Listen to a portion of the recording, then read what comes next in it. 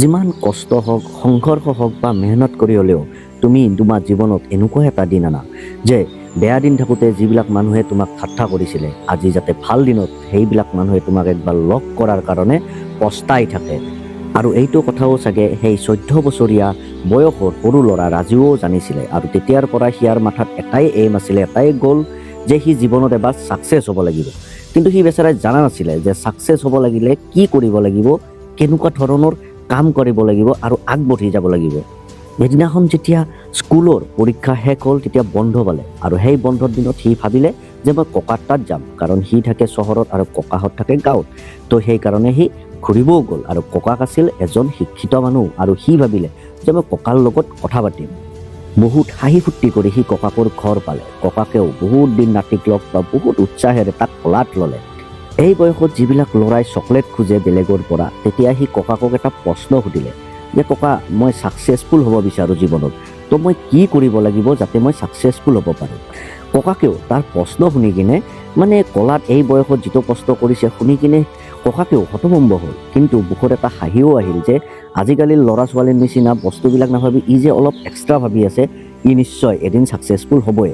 তেতিয়া ককাকে ক'লে যে আহিছাহে মাত্ৰ, মই তোমাক কৈও দিম বা দেখুৱাই দিম, অলপ ধৈৰ্য ধৰা, 2 দিন আমি ভালকৈ থাকোঁ ইয়াত। এনেকৈ এসপ্তাহমান পাৰ হোৱাৰ পিছত ৰাজুৱে আৰু সুধিলে ককাক, বোলে ককা কোৱা না, ছাকচেছফুল হ'বলৈ কি কৰিব লাগিব? তেতিয়া ককাকে ক'লে ঠিক আছে মই ক'ম, তাৰ আগতে ব'লাচোন আমি এটা কাম কৰোঁ। ৰাজুৱে ক'লে কি? আমি দুডাল গছপুলি ৰুম। তেতিয়া ৰাজুৱে ভাবিলে যিমান কি যি নহওক সৰু ল'ৰা, তো সি ভাবিলে বহুত ভাল লাগিব, আমাৰ তাততো গছপুলিটো কাটিয়ে থাকে চহৰত, ইয়াতে মই আজি ৰুম, তো কিমান ভাল লাগিব।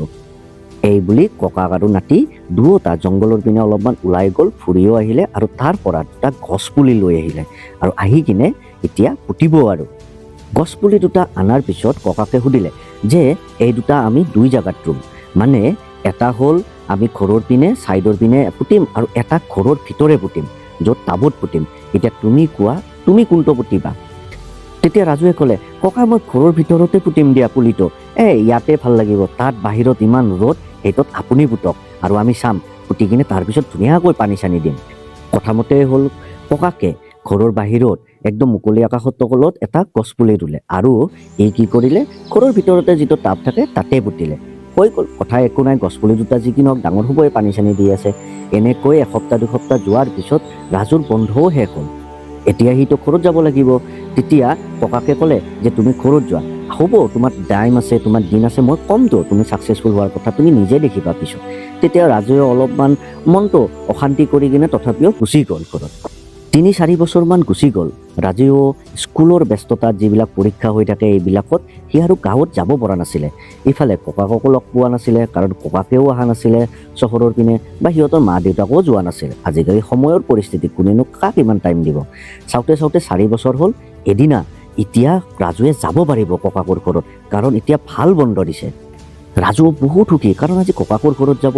তো সি ককাকৰ ঘৰত যেতিয়া গ'ল, যাই পায়ে ককাকক সুধিলে, বোলে ককা মই আৰু একো তোমাৰ কথা নুশুনো, একোৱেহে নকৰোঁ, মোক মুঠৰ ওপৰত এটাই এনচাৰ দিয়া যে ছাকচেছফুল কেনেকৈ হ'ব লাগিব।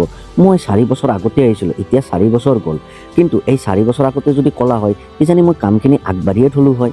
তেতিয়া ককাকে ক'লে হয় কথাটো, 4 বছৰ তোমাৰ পলম হৈছে, কিন্তু সেই 4 বছৰত কিয় দেৰি হ'ল সেইখিনি বস্তু আজি মই তোমাক দেখাই আছোঁ।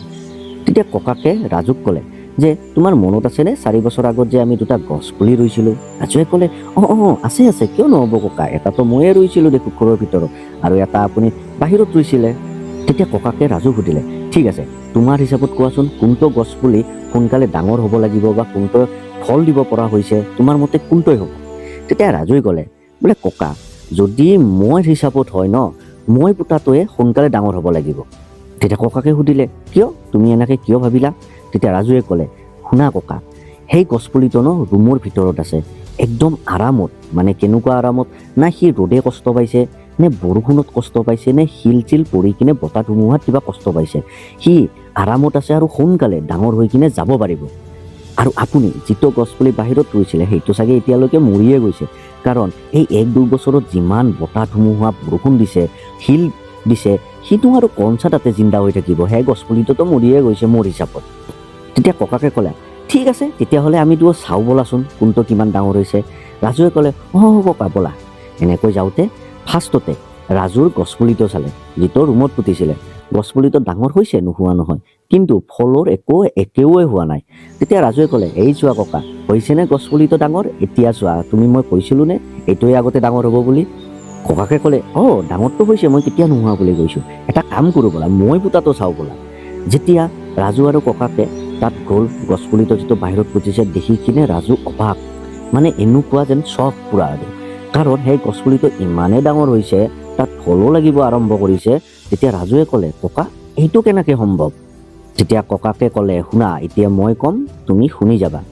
4 বছৰ আগতে তুমি যিটো মোক কুৱেশ্যন কৰিছিলা যে ককা মই ছাকচেছফুল কেনেকৈ হ'ম, সেই বস্তুটো তোমাক এনচাৰ দিয়াৰ কাৰণে মই গছপুলি ৰুইছিলোঁ 4 বছৰ আগতে। তেতিয়া গছপুলিটো যেতিয়া মই তোমাক সুধিছিলোঁ ক'ত পুতিবা, তেতিয়া কৈছিলা তুমি মই ঘৰৰ ভিতৰত পুতিম। তোমাৰ প্ৰথম মিষ্টেক।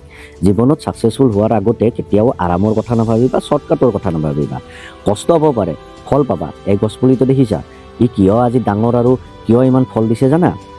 ই ৰ'দ পাইছে, বৰষুণ পাইছে, বতাহ পাইছে, ধুমুহা পাইছে, বানপানীও পাইছে, আৰু ই সমস্ত প্ৰব্লেম পাইছে জীৱনটোত। সেই প্ৰব্লেমটোৰ পৰা সি হাৰ নামানি জিকিলে আৰু যুদ্ধ কৰি কিনে আজি এই অৱস্থা হৈছে, তাৰ এই পৰিস্থিতি পাইছে।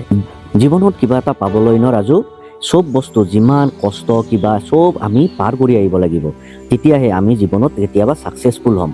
যোনে আৰামত থাকিব সি কেতিয়াও হ'ব নোৱাৰে। দেখিলে তোমাৰ গছপুলিটো ডাঙৰ সকলোৱে হ'ব, কিন্তু দিছে জানো ফল?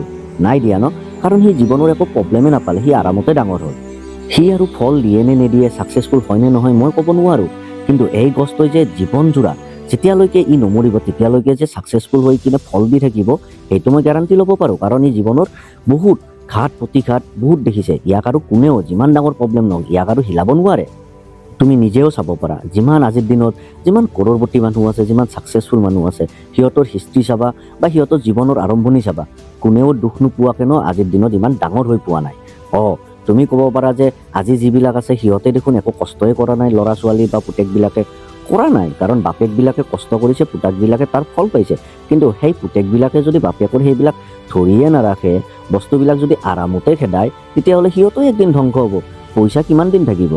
আৰু দেখিছাই কোন ধ্বংস হৈ গৈছে, এখন ঘৰৰে এটা ভাই ধ্বংস হয়, এটাই ৰাজত্ব কৰি আছে পৃথিৱীখন।